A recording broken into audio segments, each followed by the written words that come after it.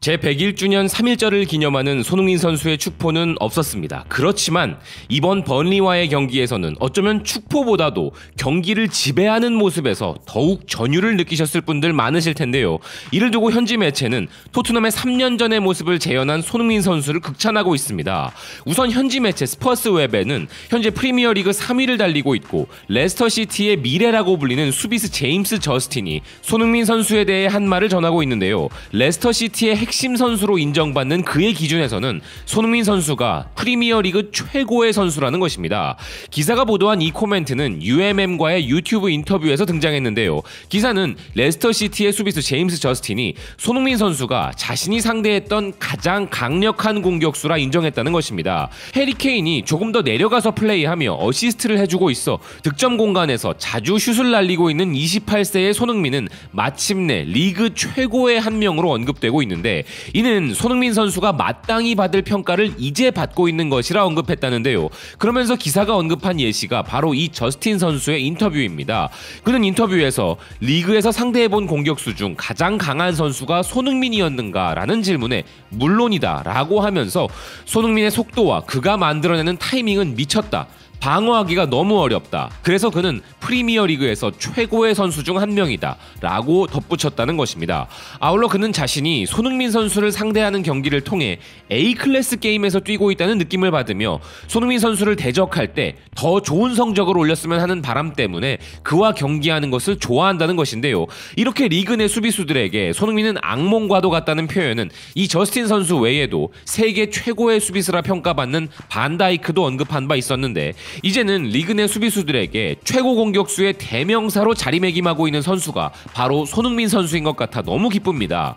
이런 저스틴 선수나 반다이크 선수가 만약 어제 있었던 번리와의 경기에서 손흥민 선수가 보여준 플레이를 목격했다면 아마 더욱 악몽을 느끼게 되었을지도 모르겠는데요. 말 그대로 어제 경기를 지배했던 것이 바로 손흥민 선수였으며 팀의 플레이메이커로서의 능력까지도 선보였기 때문입니다. 어제 경기에서 손흥민 선수의 플레이에 대해 영국 축구 매체 원어원 그레이트 골즈는 손흥민은 번리와의 경기에서 전 토트넘의 플레이메이커였던 크리스티안 에릭센의 공격 창출 수치를 기록했다며 놀라워하고 있는데요. 이번 경기에서 가장 주연으로 뽑을 선수는 물론 경기력이 다시 살아난 베일이지만 그에 못지않은 주연으로 손흥민 선수를 지목하고 있는 것이죠. 기사는 가레스 베일이 헤드라인의 대부분을 차지하고 있는 것은 별로 놀랄 일이 아니라며 골과 어시스트를 기록한 베일 선수를 인정하면서도 또 다른 선수들의 공로가 있었으며 그중 레이더에 잡힌 것은 바로 손흥민의 활약이었다는 것인데요. 손흥민 선수는 이 경기에서 2개의 어시스트를 기록한 것은 물론 그 외에도 동료 선수들에게 5개의 기회를 더 창출해 주었으며, 이는 토트넘 소속 선수 중에서는 2018년 크리스티안 에릭센이 이를 보여준 이후로 토트넘에서 볼 수 없었던 기회 창출 능력이었다는 것입니다. 이에 대해 스코어카 풋볼은 트위터를 통해 구체적인 부분을 언급하고 있는데요. 2018년 11월 크리스티안 에릭센이 첼시와의 경기에서 7개의 기회 창출을 한 이래 손흥민 선수가 이번 번리를 상대로 같은 숫자인 7개의 기회 창출을 만들어냈다 전하고 있습니다. 모두가 가레스 베일의 환상적인 경기력에 주목하지만 그에 못지않게 손흥민 선수가 만들어낸 수많은 공격 찬스에 대해 전문 매체들도 주목하고 있는 것이죠. 팬들도 손흥민 선수의 플레이에 대해 골이 되었어야 할 소니의 패스가 3개는 더 있었어, 손세이션이라는 등으로 극찬하고 있습니다. 또 다른 토트넘 팬은 난 소니와 알리가 케인보다 베일을 더 많이 선택하려 한다는 것을 알 수 있었어.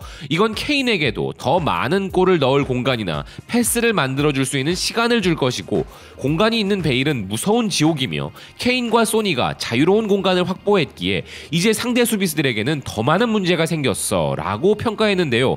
그렇죠. 일전에 저희가 말씀드렸던 대로 토트넘의 공격이 너무 손케 라인에만 의지하는 부분이 아쉬웠기에 베일 선수의 임대 영입으로 인해 이것이 해결되기를 모든 팬들이 바랬던 것인데, 이 경기에서 팬들이 꿈꾸던 케인과 베일과 손흥민 선수의 KBS 라인, 바로 그 모습을 보여준 것이죠. 풋볼 런던은 피치를 부순 손흥민 선수와 케인, 베일의 조합은 말 그대로 공포의 삼지창이라 부를 정도라 표현했는데요. 그동안은 케인이 공을 잡으면 손흥민 선수만 바라보고 그 반대의 경우도 그렇기에 상대 수비수들은 어느 정도 수비 범위가 예측 가능한 부분이었는데, 선수였는데 이제 기억 상실에서 벗어나 자신이 얼마나 뛰어난 월드 클래스 선수였는지 다시 기억하기 시작한 베일이 부활해버리니 상대 선수들 머리에서는 당연히 쥐가 나기 시작한 것이죠. 또 다른 팬은 포럼에서 소니는 오늘 갈망했어 라고 표현했는데요.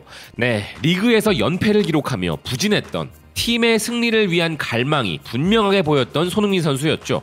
그리고 많은 이들이 잊고 있었던 것 같은데 소니는 지난 시즌 리그에서 가장 많은 도움과 가장 많은 기회 창출을 기록한 스퍼스 선수야 라며 혹시나 손흥민 선수의 헌신에 대한 기억을 되살려준 팬도 있었는데요. 그렇습니다. 압도적인 골 결정력과 골 기록을 내버린 올 시즌이다 보니 지난 시즌 멱살 잡고 팀을 끌어올린 손흥민 선수에 대해 까먹고 있는 것 같은데 이 팬이 이렇게 다시 한번 주목해주는군요. 어제 경기는 사실 국가대표 경기에서의 손흥민 선수를 보는 느낌일 정도로 플레이메이킹 또한 완벽했다는 것을 팬들에게 인정받은 셈인데요. 또 다른 팬들은 소니는 팀에 플러스 20%의 공격 버프를 제공해. 오늘 소니의 활약은 내가 경기에서 가장 좋아하는 부분 중 하나였어. 베일의 골만큼이나 고무적이었어. MOTM이야. 이 팬의 표현은 심플하지만 강력하네요. 아시다시피 MOTM은 맨 오브 더 매치의 약자죠. 그리고 또 다른 한 팬이 그는 무리뉴 감독 밑에서 훨씬 더 팀 플레이어가 되고 있어 라는 언급을 했는데요. 이에 대한 반박 댓글로 다른 팬이 말도 안 되는 소리야. 소니는 항상 팀 플레이어였어. 특히 포체티노 감독과 함께 할 때는 더욱 그랬어. 만약 너희가 그의 창의적인 능력에 대해 말하고 있다면 그는 항상 그랬어.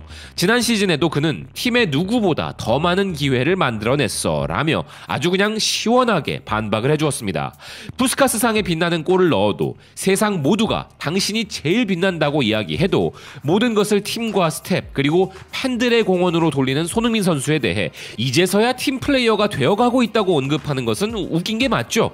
또 위트 있는 도발로 손흥민 선수의 가치를 논하는 팬도 있었는데요. 케인과 베일의 소니 두 명의 KDB급 플레이메이커가 있는데 누가 에릭센이 필요하단 거야? 라는 언급을 한 것이죠. 여기서 KDB는 아시다시피 맨체스터 시티의 리그 최강의 패서이자 플레이메이커인 케빈 데 브라이너를 말하는데요. 이 팬이 주목한 부분이 매우 흥미로운 것은 리그 최강의 삼각편대라고 하면 대부분 리버풀의 피르미누와 살라, 마네를 말하지만 베일이 완벽히 살아난다면 이들에 비해서도 절대 밀리지 않기 때문이죠. 오히려 리버풀의 삼지창에 비해 토트넘의 삼지창이 더욱 큰 강점이 있다면 이 세 명은 모두 골 결정력이 뛰어난 것은 물론이고 미친 패스를 언제든 서로에게 뿌려줄 수 있는 선수들이라는 점일 것입니다. 이 팬의 말처럼 전 토트넘의 플레이메이커 에릭센의 역할을 서로가 서로에게 돌아가면서 하고 있는 셈인 것이죠. 그리고 번리가 손흥민 선수에게 가진 트라우마를 잘 이용했다는 팬도 있었는데요. 번리가 지난 몇 경기 동안 손흥민에게 당한 후 번리는 가능한 한 손흥민을 막으라고 지시를 했을 거야. 손흥민은 이걸 눈치채고 기회로 삼아 공격 찬스의 주요 공급원이 되었다고 생각해. 그는 득점왕 대신 어시스트 부문 1위를 차지할지도 몰라. 문제없지. 이제 상대를 더 혼란스럽게 만들 일이 더 많을 거야 라는 자신의 생각을 이야기했습니다. 이 팬의 말처럼 번리가 가진 손흥민 선수에 대한 트라우마 엄청나죠. 번리를 상대로 푸스카스상을 받은 손흥민 선수가 이번에는 이를 역이용하여 푸스카스급 패스를 미친듯이 뿌려댔으니 번리 입장에서는 도저히 막을 방법이 없었던 것인데요. 모든 패스들이 다 눈부셨지만 특히나 베일의 첫 골과 두 번째 골로 이어졌던 패스들은 환상적이었습니다. 경기를 시작하자마자 정말 특출난 센스를 가진 선수들만이 볼 수 있는 패스 루트를 발견하여 상대 수비 3명을 바보로 만들어버렸고 두 번째 패스에서 보여준 기술적인 아웃프런트 패스는 에릭센은 물론이고 케빈 데 브라이너급의 패스였다고 인정할 수밖에 없었던 것인데요. 푸스카스 골이 아니라 푸스카스 패스상도 있었다면 번리는 또다시 평생 박제되는 희생양이 되었을지도 모릅니다. 이번 경기의 주연은 누가 뭐라 해도 기억상실에서 돌아온 베일이었습니다. 그렇지만 그에게 전달된 손흥민 선수의 패스는 말 그대로 예술이었던 것을 그 누구도 부정할 수 없습니다.